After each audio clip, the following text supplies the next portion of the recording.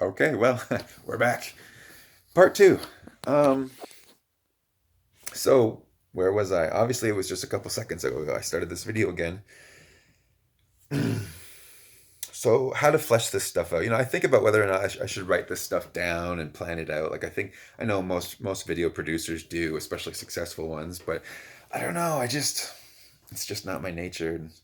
I'm just one dude here with a cell phone in my bedroom who wants to just share what I think and what I believe, and even if I've lived contrary to it, to some degree in my life. And that's one of the strange natures of humanity, is that we can hold deep beliefs in our hearts and understand the truth of things, yet act contrary to them, even for our entire lives, or basically, uh, to varying degrees on varying subjects. And it's a cause for great confusion amongst us all. um, but relationship, okay? So, people think, I want to give a little more contrast here to paint the illustration, if I can make it any clearer. People, talking about relationships, they think, okay, it's like we should get along, right? We should be able to have fun. So we go out dining, we go traveling, we go for walks in the park, we have some picnics, we make love, and we like each other. We have good conversation, we're friends, and okay, that's all fine and good and dandy, and mostly that's all going to be true. But is that what relationship is? Not necessarily. I mean, it doesn't have to be, right? If you really understand what it is and how it functions, then you'll understand that those are all peripheral things that are true for most people, and pleasant activities that people can partake in together. But that's not what relationship really is. It's what relationship causes, and it's how it unfolds, and those are just enjoyable things, because it certainly is not all that it entails, is it? Relationship doesn't just entail fun and pleasure. Obviously, I hope it's obvious. I think to these people these days it doesn't seem to be obvious anymore, but life is not all fairy tales and fun, is it? And neither are relationships. So therefore, relationship does not just entail fun, right? It's not just a pleasure cruise, you know. And I think that that's one of these big misunderstandings that people have, is that it should be fun all the time, everything to do. I mean, your relationship really, yes, I would probably agree that your relationship should be a source, should be. Of course, it won't always be, because we're all flawed. We all make mistakes, men and women, and we hurt each other and we hurt ourselves. But it should be, ideally, uh, only maybe only a source of good things. I mean, of course, there's going to be. I don't know if that's possible, because just living together with another person, or having a relationship with another person, sharing the earth with another person, has, like everything, has pros and cons, guys. There are upsides and downsides. Everything is duality, I guess. And so, if you have to share your home with someone else, there's the plus sides of that. Maybe you're splitting some bills. You're both contributing financially, or you're contributing in different ways, cleaning the house, cooking food, walking the dog, whatever it is, right? Um, but then there's the downsides, is that sometimes you don't always feel like sharing your bed with someone. You might want to starfish in the bed, or that's the way you sleep, or your partner snores loudly, or maybe they're really stinky in the bathroom, or whatever. Those are kind of small but silly, funny things that are just biological or whatever. And then there's bigger things, of course. So that's the reality, is that there's always going to be pros and cons, and um, to having just to life, but to having relationships with people. And people are so out there, and everything is so sensationalized and so contrasted. Is not quite the word I'm looking for, but just in everything these days, and relationships. So people need sound doctrine, right? Which is what the religious stuff teaches, um, so that you can sit and really be calm, and not have this manic that all the media is expressing in this day and age is producing, all the neuroticism, right? We need to be calm and at ease so that we can think about this stuff, perceive, have a sober mind, and learn sound doctrine, sound precepts to take into our hearts and our minds, and then go forth and live it. And it should these things should be they need to become a part of our being, part of our energy, so that we go forth and it permeates everything we do, and everything we think and everything we perceive is all filtered through these things. It becomes discernment, right? um, and just your energy, your behavior, your conveyance, your conducting, all that stuff. So that's why it's so important. uh, so we need to understand these things, guys. It's like it's hard for me. That's why I'm so long-winded. To me, it's hard to really nail down a certain subject without nailing down other subjects together. Things all come together, and these very important and serious concepts, truths, realities. Many of them are layer upon layer, and you need to get together so that you can have it all together. You can't be a neurotic addict who is irresponsible with your health and your money and whatever else, and your things, and then expect to find a relationship that's going to be healthy and flourishing and functional, you know, for you and your partner and then your children. So that's just not realistic, right? So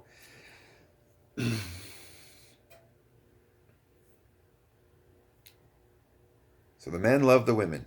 The women accept the love or they reject the love, and that has to be her choice. Women need to just basically ask yourself some simple questions. Do I like this man? Sure. Do I believe he loves me? Do I believe he loves me? And if you can't tell immediately, like I said, whole instant love thing, um, then by his actions. You have to really look at his actions, and that's why it takes time. And just having one date, two dates, three dates, and then you're like sleeping together right away or very soon, and it's all physical.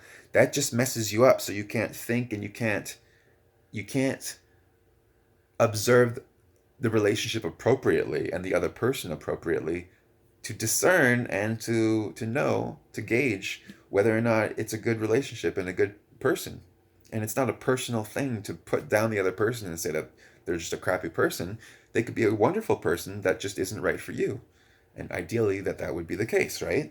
And so the more you keep things platonic, um,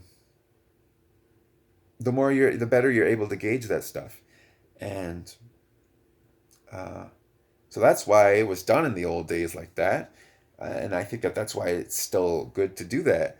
Um, you know, you can figure out relationships and they can become successful and everything. Not that way. You can do everything. You can do some of these things wrong and still get a good result. But I would say that would be an exception and not the rule. And playing with fire is very fun and all that. But should you do it? Well, sometimes you burn the house down, right? So, like, why do that? Why risk burning the house down when you can play it much safer and get to all the pleasure and joy and outcome that you've always wanted? Anyways, and ultimately, I think that those things will be better. They will be better than you ever wanted or experienced by playing with fire and having that type of lifestyle. So I know we're all confused. It's not all our fault, guys. The devil is out there confusing everybody, society, and we're all under the influence of these things. Nobody is immune to this stuff, 100%. Some more than others, by far, but nobody is immune. So we're all under the spell and under these problems. And so loving the woman, and she accepts or rejects your love. I used to say several years ago, I came up with a concept, a thought to me, and I still love it. I still love it. I should think of it more and say it more. Maybe, put it on my wall or something, but I should live it. I need to live it. I want to live it. That the woman I will marry, ideally, will be the woman who submits to me completely or the most, right? The woman who submits to me the most is the woman I will marry. I mean, how you really can't argue that. I mean, because well, you could make financial arguments and stuff. Because yes, marriages can be, for many people has been about usually for like wealthier people, people who are concerned about class and status and things like that. A marriage could just be, it's more like a business proposition, that type of thing. And whatever, that's fine. That's not all bad. There are benefits to those things. But in terms of two people and love, I'm sticking to that subject, which I think is what people really desire. And so why would it be any other way? Why would I want a woman who doesn't submit to me or AKA accept my love? It's the same thing, guys. Submitting to a man is not becoming a slave to a man. That's not the same. It is 100% not the same. Those are different things. So these are lies and propaganda that has been proliferated to to crush you, to destroy relationships, and they've done a great job, obviously. So, um, so submitting to a man, accepting a man's love, and that will benefit everybody. Now, it's no secret that women want the man to be the leader, and they want him to be the provider. But how can a man lead you if you don't accept him, if you don't submit to him? It's impossible, right? It's impossible. So this is one of the paradox, right, of these modern behaviors and thinking is the paradoxical nature that if a girl thinks that she can argue with the man, be combative, confrontational, that she can struggle and strive with and against him in terms of finances and decision making, yet she still wants him to be a leader and a provider. But those are paradoxical. You can't have both. It doesn't make sense, right? It's not the same thing. And then, we have, so these are some of the interesting things of some of these manosphere videos, and the feminists don't seem to really be so great at the statistical side of things. But, these days, there's just, with all the information we have, we get a lot of these statistics that show the truths. And of course, you can misrepresent data and statistics and all that, and you can use things to frame them for your arguments. But if you're unbiased and you look at it, I believe, that the data does show these things that I'm talking about are true. And that's one of the things I kind of laugh about is like these people who are, like Fresh and Fit, Myron and Andrew Tate and, a lot of these big names, but many of these channels, it's kind of funny. I'm like, do they not understand that a lot of these dynamics they're talking about are sounding more and more like fundamental Christian teachings? Like, do these people not understand it? I know that you guys have spent decades, like so long, well, really the last, 200 years or whatever, all the modern times, maybe even thousands of years, denigrating Christianity and religiousness, religiosity, and these old family traditional values and stuff. And in the more recent modern times, you really think you're so smart, and those things are just for like ignorant, cultish, you know, people. Um, but you're starting to sound more and more like them. You're talking about these dynamics, right? But you haven't taken the full pill. You want the full red pill. Christianity, God, loving truth. That's the full red pill, I think, which is not. Anyway, so it's funny. It is funny to me a little. It's funny, and you guys are getting more and more there. So that maybe gives me a little hope that maybe more people will start to turn back to faith and holiness and purity, men and women. It's important for both. Um, there's different versions of it in a way, whatever. But so how much a woman submits to a man is how much she is able to love her. It's that simple. I can't love you more than you submit to me. Right? How? How can I? Every day. if I pay you a compliment and say, "Oh, darling, you look so beautiful today. You're just glowing, and your hair is like silk under the sun." And a woman, a girl she could shoot that down and say, "Oh, you're just blowing smoke up my up my skirt," as if she wears a skirt.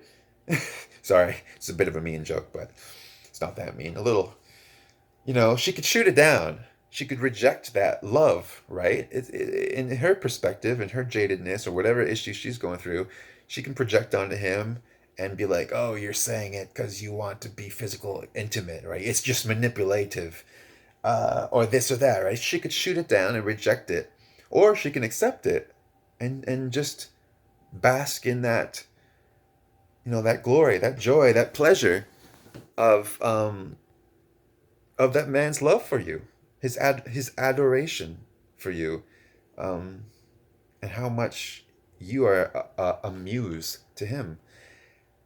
And we know that that's what people want, right? So, but the point is that you could reject it or you can accept it, and that's just a verbal compliment, right? And it goes with anything. So we have all these issues, and I can go through so many of these examples and series, and I'll need more time for that. But so let's say you're going about your day, and it's like we're gonna go out for an outing, whatever the outing is. It doesn't really matter, but it's for pleasure. You're going out for fun. It's a leisure time, and so it's an example of submission and acceptance of the man's love. And part of that means that when a man plans, a date, an outing to go out and do something, that you accept his love in that form. That's a form of love. A man makes a plan, and you can get into the detail of how well planned out it is, or how deserving or grand the plan is, whatever. We all need to be realistic, guys, about both sexes and our expectations and entitlements and all that. We all need to be realistic because obviously it seems, especially for the women, but I think it's for the men as well. But the expectations are way out of whack and way askew of where we ought to be because we're not humble, right? We're not humble. We're selfish. We're neurotic. We're narcissistic, and we ain't humble. Um, and this modern day, which is a day of pleasure and convenience and everything, it trickles into our relationships, and we expect the same things.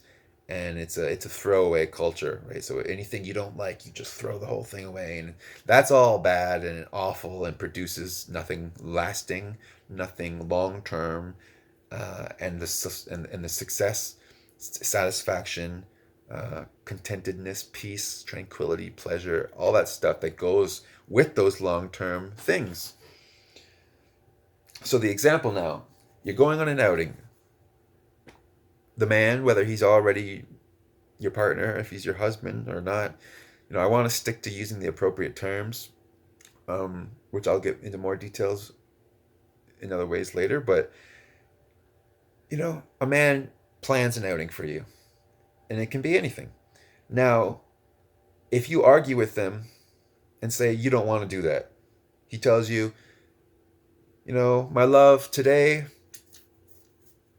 we're gonna go do this. I have this idea. I would love for us to go do this, and afterwards we can do that. Then we can go have dinner here, and then we can come back and finish up with this, and it's gonna be a good day. And I'm excited. I'm happy, and I'm gonna show you a good time." And the woman, she gets to respond, and there are appropriate responses and good, healthy responses which will accept his love and reinforce the love between both of them from her. And then there's the bad responses, which will, can destroy the plans. It can ruin the whole day, and it can destroy the love between them and the dynamics, which are the healthy, loving dynamics, which are relationship. It is relationship. So, taking the wrong path and your responses, and it's not just about the woman, how she responds to him, because, a man could make a horrible plan that's just totally like a doofus, or he could make like a plan that she wouldn't enjoy at all, and maybe really would, dislike.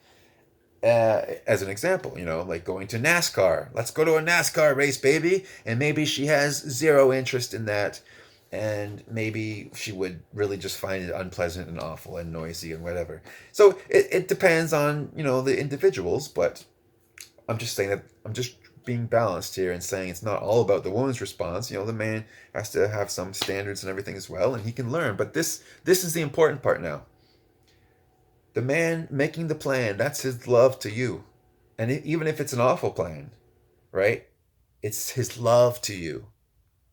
So you don't just crap on it. No. If you're interacting with him at all, you're accepting any of his love at all, then you've accepted to some degree that you think he's a good man who loves you and wants the best for you and wants to have a fruitful, long-lasting life with you. So that's the baseline we're supposed to be operating from, right? Well, then act like it. So when he, out of love, makes a plan for the two of you, or for the whole family, you're not just useless to do anything about it, to influence it, but to me, you ought to accept it, or lovingly and gently, correct him or suggest to him to alter the plans, to, maybe to plan it better, to have a better schedule, to help him decide how the day will unfold, where to eat, how to take care of the kids, if that's, if there are other factors. Women, to me, are very good at that. It's not just to me, come on. They're good at that. They think of these things. And those are wonderful things. Event planning, project management, people management, relationship management, comforts, creature comforts, and stuff like that. Women are wonderful at those things. God bless them for that. I love it. Some men are very good at that. I think in general, women think about those things and are better at them. Um, so that's not to force anybody into any roles, but I think that that's naturally the roles that people take, that women take. So this is how, be wise, if you've accepted this man's attention and are continuing on whatever level, then it would do you wise to accept his advancement of a plan to go out and have fun. It's he wants to have a good day. He wants to have a good day not only for him but for you. Now, if he invites you like to a NASCAR as the example, and you think that's a horrible idea because you're just not going to enjoy it, ideally you would think that the man, you know, hopefully he's just like innocently, naively not understanding that you won't enjoy it. You know what I mean? So if you can understand and come at him with understanding and say, "Okay, darling, you really wanted today to be a good day. It's Saturday. It's nice and early. We can do all these plans that you've come up with out of the love in your heart for me, and you're excited to have me with you. But baby, darling, sweetheart, I don't think I could stand to be at that noisy, stinky, out in the sun, whatever, NASCAR race, whatever the example might be. Now you need to say it in love, something like that. There's a whole slew of ways you can respond, whether you want to do it or not do it or alter it, or maybe you do something that he wants to do that you don't, but then you can add in the plans that's something that you want to do more that he doesn't really want to do. So there's compromises and there's ways to handle these things, but the importance is the essence of it, to understand that he did that out of love and he made that plan for you. Whether or not he's a wise, clever man who knows exactly how to plan something that will sweep you off your feet and something that you'll love and he'll love and everything, well, that's a whole different subject. The point is that he planned it, it's out of love. He wants to make you happy. He wants to have you by his side to enjoy the day and everything like that. So add to it. Add to it. Don't fight with him. If you're just going to fight with him or just shoot it down, you're really rejecting his love. You're rejecting the man. You're rejecting, and then you're actually rejecting the relationship. That's really what you're doing. I mean, just be practical. Be honest about it. If if I tried to date to pursue you, and let's say we meet 5 times, and over the course of our 5 meetings, you reject. I mean, I know you can try to pick it apart, but why would you meet 5 times if she rejected everything you wanted to do or whatever every single time? Well, this is a theoretical, okay? But let's say 5 times you get together, and 5 times you just shoot down his idea, his prospects, you know, and maybe you guys end up not doing anything, or you do something a lot different, or who knows. But for the example, it's clear that there's no relationship there. It ain't gonna go anywhere, right? Maybe you both felt a spark of chemistry when you met, and that's why you're having 5 dates, because you thought, I'm giving this man a chance. I don't see why it shouldn't work. And he's thinking, well, I like her. I'm really attracted to her. And I think she'll just make a fine wife and mother and partner to me. And I just don't understand why she keeps shooting down all my plans, right? I'm trying to make good plans. Why would a man try to make bad plans? So they go on 5 things, but she shoots them all down. Well, obviously the patent answer is that there isn't going to be a relationship. There isn't. It's not developing, it's not forming, it's not functioning. Um, right? Right, because that is relationship. It's accepting him, his love for you, and that's just one form of it, right? So all these different things are forms of that love. Now, when a man sets like a rule in a house, a boundary or something, or a provision of how things should be done or not done, whether the woman accepts it or not, is the same thing. It's all the same thing, guys. These are different areas of life, and some are more serious than others. And absolutely, now, what I believe is that a woman is not bound and constrained to blindly obey and submit to a man, her love, her husband, on anything and everything that he thinks or says or wants. No, no. But there's a step to getting to these processes.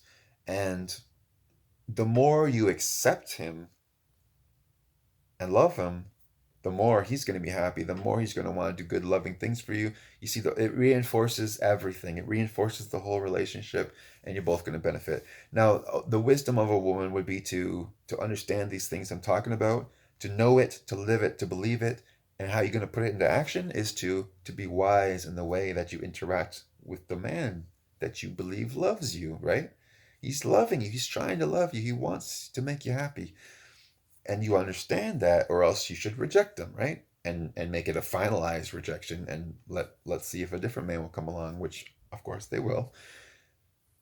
Now you're with them, then, and you accept his love, then accept it. Now the wisdom of a woman would be to how you reject or augment. Usually I think the reality would be that you would alter or augment his plans, his ideas, whatever the thing may be.